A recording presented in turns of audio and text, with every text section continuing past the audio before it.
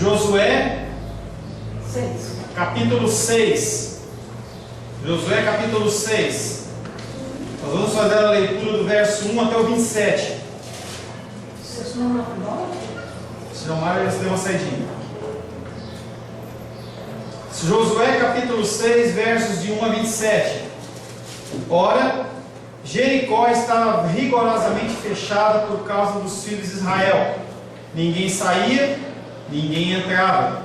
Então disse o Senhor a Josué: Olha, entreguei na tua mão Jericó, o seu rei e seus valentes. Vós, pois, todos os homens de guerra, rodeareis a cidade, cercando-a a uma vez. Assim fareis por 6 dias. 7 sacerdotes levarão 7 trombetas de chifre de carneiro adiante da arca. No 7º dia rodeareis a cidade 7 vezes, e os sacerdotes tocarão as trombetas. E será que, tocando-se longamente a trombeta de chifre de carneiro, ouvindo voz do sonido dela, todo o povo gritará com grande grito. O muro da cidade cairá abaixo, e o povo subirá nele, cada qual em frente de si. Então Josué, filho de Num, chamou os sacerdotes e disse-lhes: Levai a arca da aliança, e 7 sacerdotes levem 7 trombetas de chifre de carneiro a ser adiante da arca do Senhor. E disse ao povo: Passai e rodeai a cidade, e quem estiver armado passe adiante da arca do Senhor. Assim foi que, como Josué dissera ao povo, os 7 sacerdotes com as 7 trombetas de chifre de carneiro diante do Senhor passaram e tocaram as trombetas, e a arca da aliança do Senhor os seguia. Os homens armados iam adiante dos sacerdotes que tocavam as trombetas.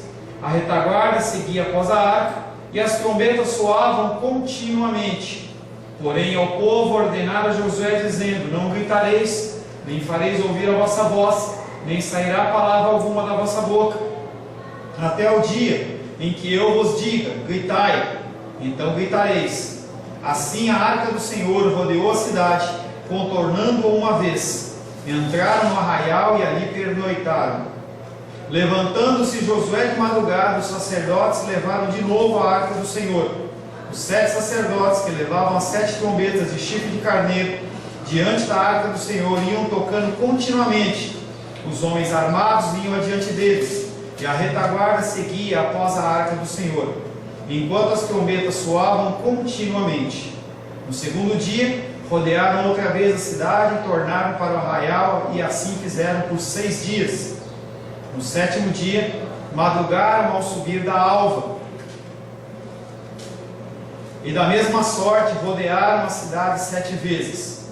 Somente naquele dia rodearam a cidade 7 vezes. E sucedeu que na última vez, quando os sacerdotes tocavam as trombetas, disse Josué ao povo: Gritai, porque o Senhor vos entregou a cidade.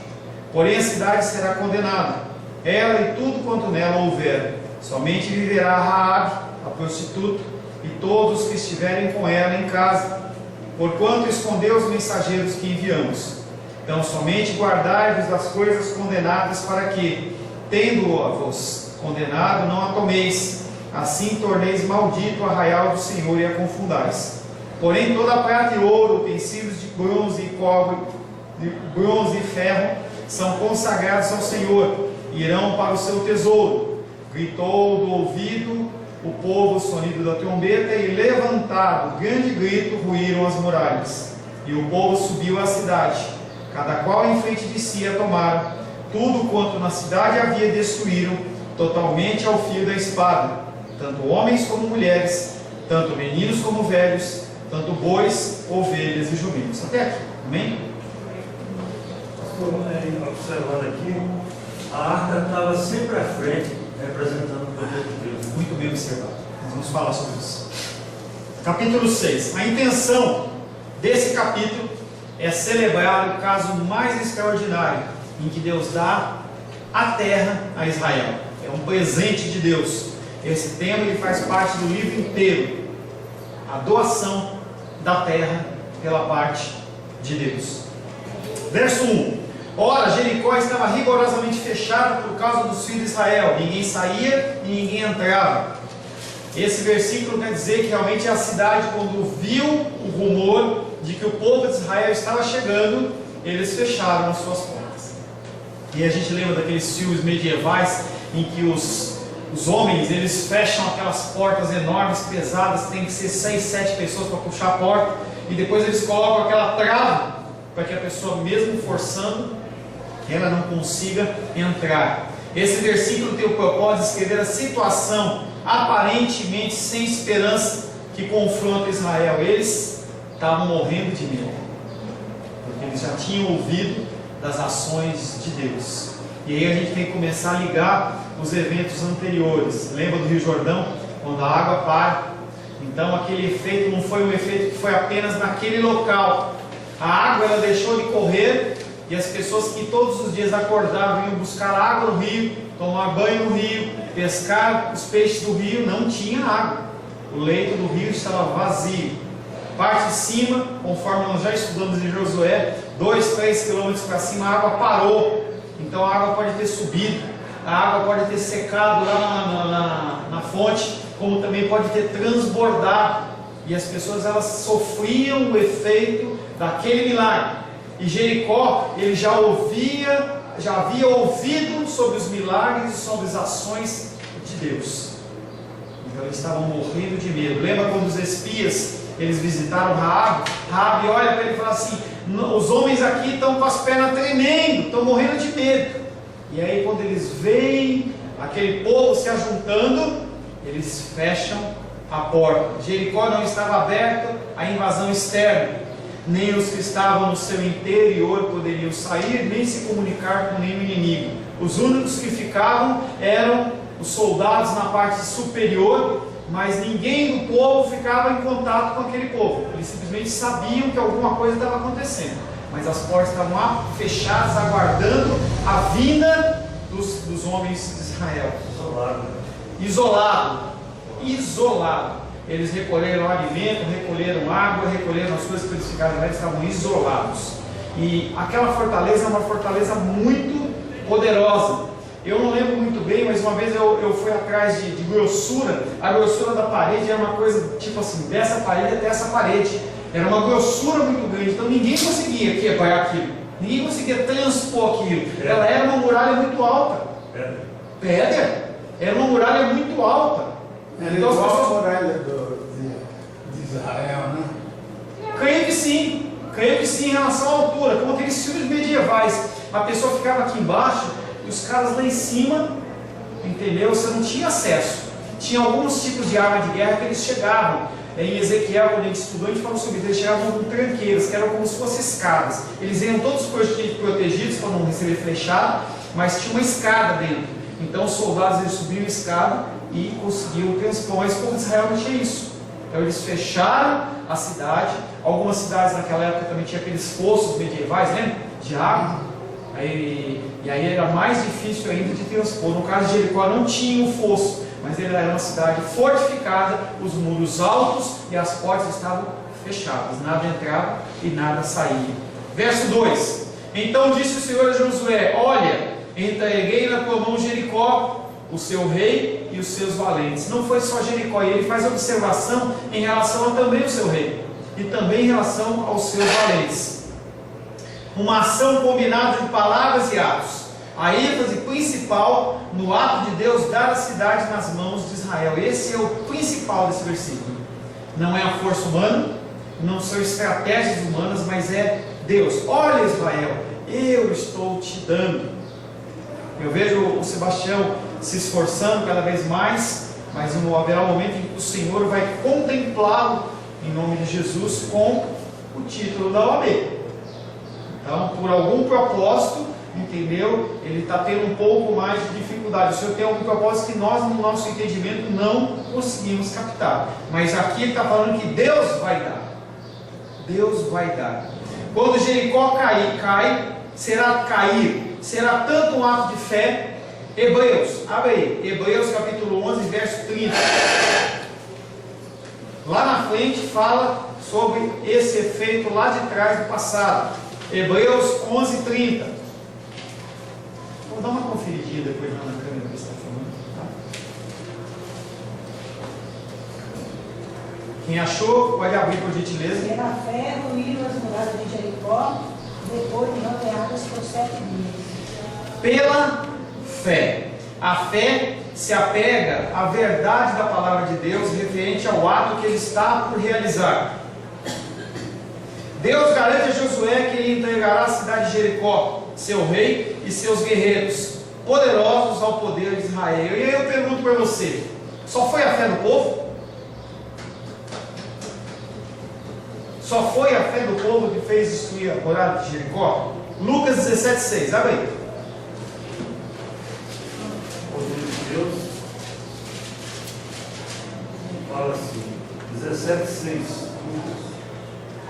Respondeu-lhes o Senhor: se tiverdes fé, como um grão de mostarda, direis a esta amoreira: arranca-te, transplanta-te no mar, e ela vos obedecerá. É só a fé que é necessária? Sim ou não? A fé, eu acho que somado com Somada, mas ela não é um fator determinante. Mas a fé, ela é necessária sim. A fé é necessária sim. O Senhor, ele fala que pela fé ruíram as muralhas de Jericó.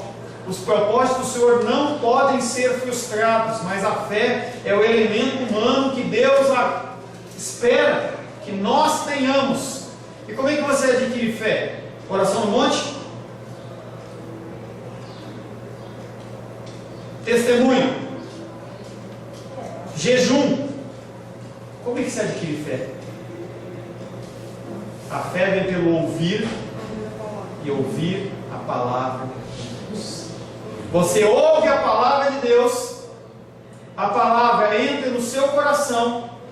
Quando você está diante de uma luta, de uma dificuldade, de uma adversidade, você simplesmente confia. O que é fé, Carol? É a firme certeza do que você não está vendo. Você não sabe porquê, mas você acredita. Você acredita que aquilo vai acontecer. Por quê? Porque a palavra ela já foi semeada no seu coração. E essa palavra ela é suficiente para fazer a coisa acontecer. Se for propósito de Deus. Então a fé só por fé. A fé humana não resolve nada. Agora a fé que é provida do Senhor, o Senhor ele não vai colocar uma fé no seu coração sobre algo que ele não vai acontecer. Ele coloca essa fé no seu coração exatamente para que você, ao ver, realmente foi o que Deus falou. Exemplo claro nós estamos vivendo. A partir de julho, mais ou menos, desse ano, o povo começou a ficar com vontade de mudar. Sim ou não? As pessoas começaram a falar comigo: vamos mudar, vamos fazer isso. O Sebastião, ele estava assim: pastor, vamos olhar. E aí a gente começou a olhar, eu olhava a imobiliária, nada. E eu sabia que no momento certo Deus ia mostrar o lugar para a gente. E aí eu estava em oração, e o Senhor, nem falei isso para a Rosângela, eu estava em oração e o Senhor falou para mim assim: não é no polo de modas e não é no setor de oficinas, que eram lugares mais baratos. Não é. E aí o Sebastião falou para mim assim: pastor, eu vi um lugar assim que é legal. Eu falei: onde que é, Sebastião? Ele falou: é lá no polo de modas. E eu falei para ele: Sebastião, Deus está me dando a direção que não é no polo de modas, mas eu não sei como isso vai acontecer, porque dentro das QIs, dentro das QS é muito caro. E eu pedi para o Senhor me dá uma confirmação disso, que não é só do meu coração. E aí a minha querida esposa, ela nem sabe disso, um dia ela acordou e falou assim: preciso pegar minha bolsa e sair para andar. Você falou para mim, você pode não lembrar. Preciso pegar minha bolsa e sair para dar uma volta nesses lugares aqui, para ver se eu acho lugar para alugar. Eu falei: onde que é, irmão, que você vai olhar? E ela falou assim: aqui nas quadras internas. Eu falei: opa, Deus falou no meu coração e confirmou com a minha esposa, que não estava sabendo de nada. E aí, aprove ao Senhor numa reunião de oração, que teoricamente, se não tivesse tido a reunião de mulheres, não tivesse visto a faixa. Aí a minha tia pega o telefone, anota. O Sebastião viu a faixa da casa do Sebastião para cá não tem nada a ver. ninguém faz uma propaganda de um salão aqui, lá onde ele está, mas foi colocada uma faixa lá. Então, pela fé, eu creio que propósito do Senhor. E aí a gente entra aqui, eu me sinto bem, apesar de a gente estar tendo essas adversidades, porta, um negocinho, água, são coisas que a gente vai acertar, mas pela fé que a gente acredita que é a vontade de Deus se cumprir na nossa vida. Amém. Pela fé. Mas não é só a nossa fé, é o propósito de Deus que é colocado no nosso coração. Pastor, eu tenho fé que eu vou fazer.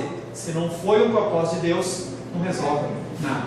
É bem rapidinho. Pode falar. Passando, eu só vi no hospital, passando o senhor bem numa situação bem ruim que eu nunca tinha visto.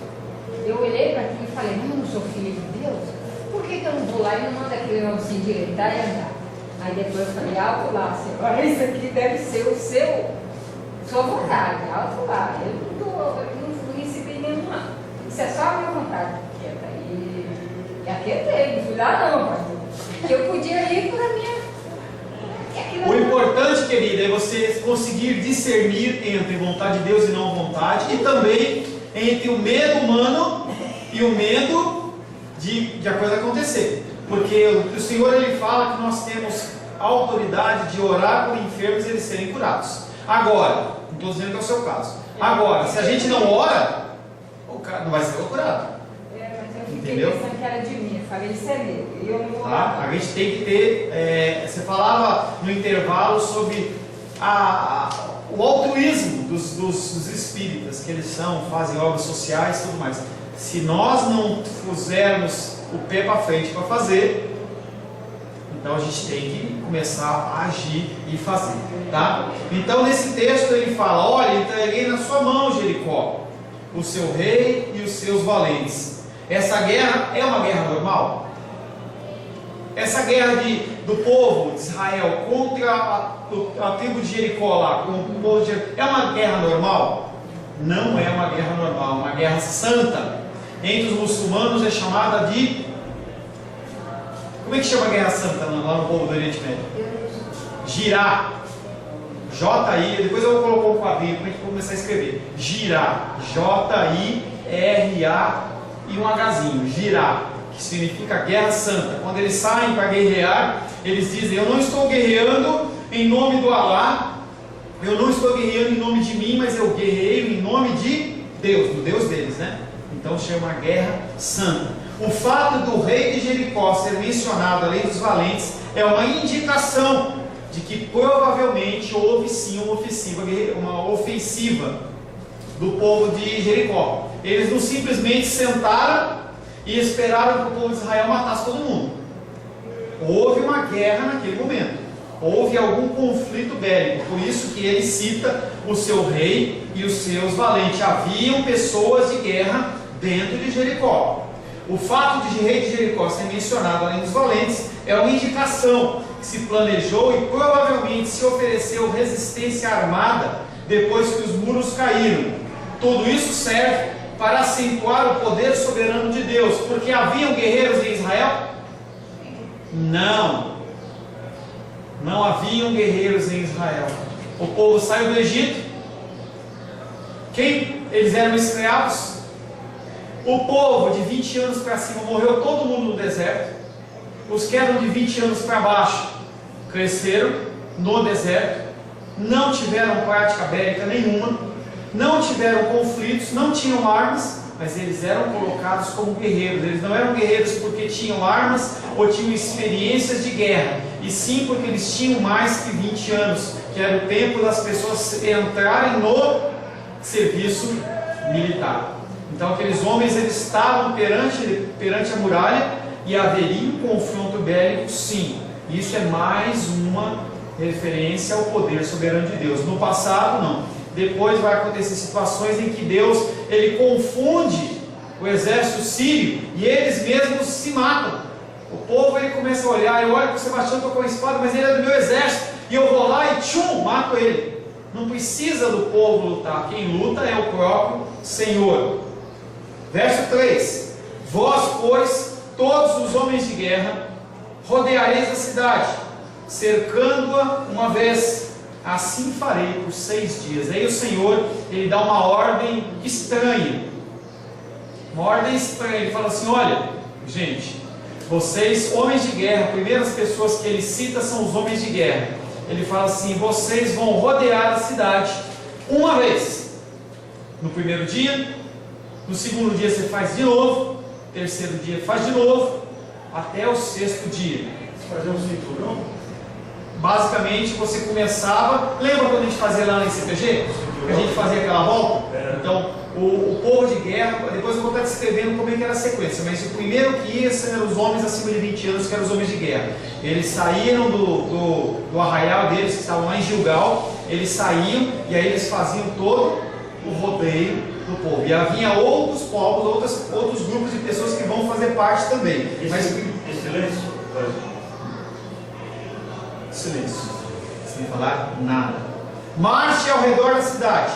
O versículo 3 declara a ideia básica, que seria marchar ao redor de Jericó, com vários detalhes fornecidos depois dos versículos seguintes. Essas cidades não eram grandes no contexto nosso. Então, as nossas cidades, Brasília, eu estava lá em Uberlândia, são cidades enormes em relação à região, mas Jericó era uma cidade grande em relação ao contexto da época. A medida dela era 230 metros de comprimento por 80 metros de largura. Ela tinha 18 mil metros quadrados, era um terrenão, era grande, era uma cidade grande. E a sua circunferência, que você me disse, eram 600 metros, do ponto central de Jericó até o seu limite, 600 metros de diâmetro. Então ela era uma cidade realmente fortificada e era grande em relação àquela época. O comprimento da coluna que marchava ao redor da cidade é desconhecido. A gente não sabia quantas pessoas eles realmente marcharam. Será que foi o povo todo? Será que foram só os guerreiros? A gente vai estar vendo isso. Isso dependeria também da largura. Se você colocasse um atrás do outro, é uma coisa. Se você colocasse um do lado do outro, a coluna ela seria mais larga, mas ela seria mais curta. A gente não sabe disso.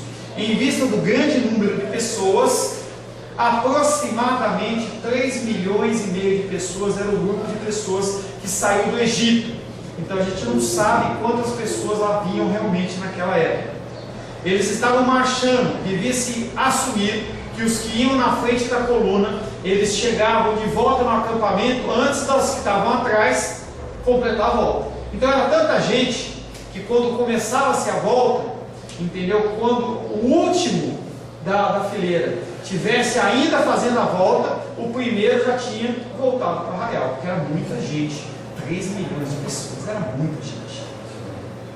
Não há necessidade de se pensar em rituais mágicos. Por que rituais mágicos, pastor?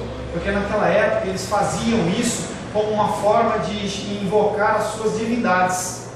Então, não é um ritual mágico, porque quem ordenou aquilo foi o próprio Deus.